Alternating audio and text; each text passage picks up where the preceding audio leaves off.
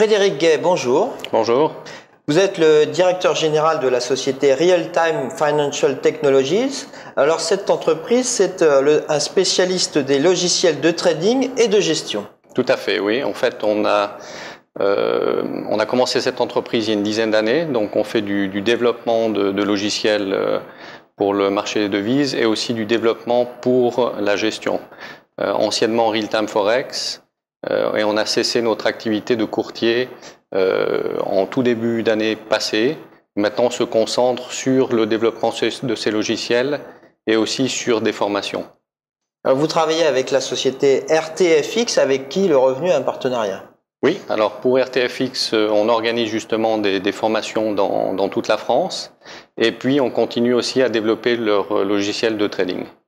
Alors vous avez toujours une vision très pointue des marchés des devises. Alors qu'est-ce que vous pouvez nous dire aujourd'hui sur la parité euro-dollar, alors qu'on voit qu'on a fait un plus haut sur l'euro à 1,52 en novembre et depuis il semble que le dollar ait envie de remonter. Alors est-ce que ce mouvement va s'affirmer? Tout à fait. Alors on a eu une très belle correction du dollar au mois de décembre de l'année passée et puis cette correction a été stoppée très certainement à cause des chiffres sur le chômage qui sont sortis aux États-Unis qui étaient bien moins bons qu'attendus que ce qu'attendait le marché.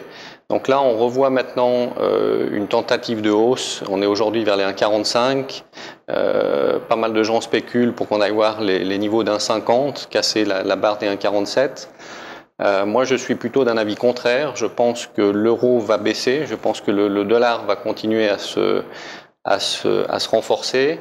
On voit qu'en Europe, il y a quand même aussi pas mal de soucis. Donc, on parlait de ce mauvais chiffre du chômage aux États-Unis. Il faut savoir aussi qu'en Europe, on surfe sur les 10% de chômage. Donc, c'est aussi des niveaux qui ne sont pas atteints depuis de nombreuses années. Il y a des soucis en Grèce, comme tout le monde le sait. Il y a des rumeurs comme quoi le Portugal verrait sa note de crédit abaisser. On voit aussi qu'en Allemagne, qui est malgré tout le moteur un petit peu de l'économie européenne, on a un PIB qui est en baisse, qui a baissé beaucoup plus que la moyenne en Europe, qui a baissé 2 fois plus qu'aux États-Unis.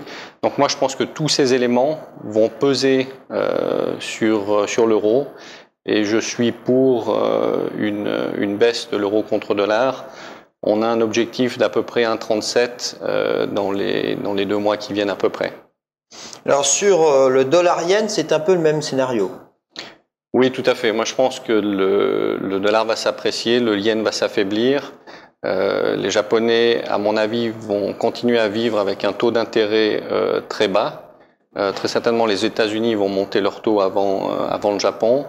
Et on a même le ministre des Finances au Japon qui a dernièrement déclaré qu'il était pour un yen faible. Alors il est clair que avec tous les problèmes économiques qu'on a aujourd'hui, tous les pays espèrent un petit peu avoir leur monnaie s'affaiblir pour avantager les exports et la reprise.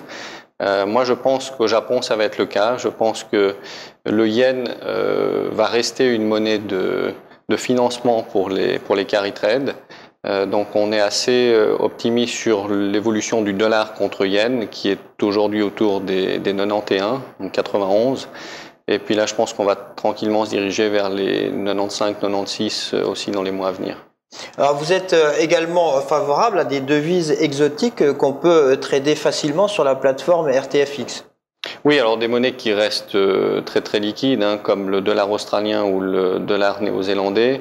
On a vu qu'en 2009, il y a quand même un trend assez clair qui s'est établi sur ces monnaies. Donc les carry trades n'ont pas disparu. Donc moi je reste assez optimiste sur ces 2 paires de monnaies.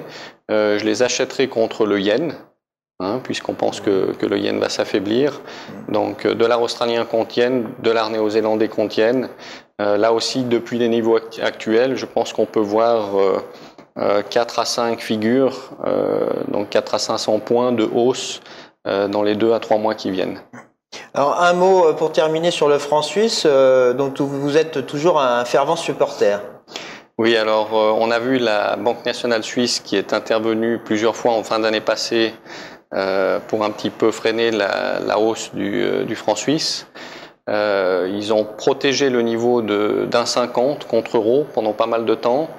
En tout début d'année, on a cassé ce support d'1,50. On a été jusqu'à 1,47. On est aujourd'hui à 1,48.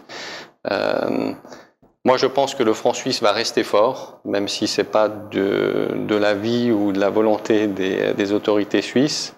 Et je pense qu'on va rester dans un range, peut-être 1,47, 1,50 pendant les 2-3 mois qui viennent.